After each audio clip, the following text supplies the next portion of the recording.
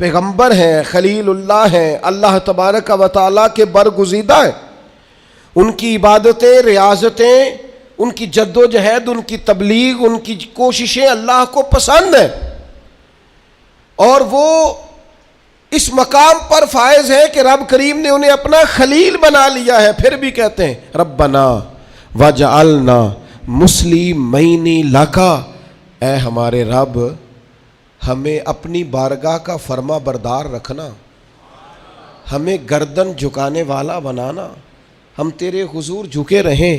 وَمِن ذُرِّيَّتِنَا أُمَّةً مُسْلِمَةً لَكَ، اور ہماری اولاد میں بھی ایک امت کو اپنی فرما بردار رکھنا، آنے والی نسلیں بھی تیری فرما بردار رہیں. دعا کیوں نہیں مانگتی امت یہ کہ یا اللہ ہماری اولادیں بھی تیری فرما بردار؟ ہر وقت ان کے لیے رزق ہی مانگتے ہو، صحت ہی مانگتے ہو، اچھا کاروبار ہی مانگتے ہو. یہ دیکھو جناب ابراہیم کیا مانگ رہے ہیں، کہتے یا اللہ ہماری اولادوں کو اپنا فرما بردار رکھنا، یہ تیرے نافرمان نہ ہو.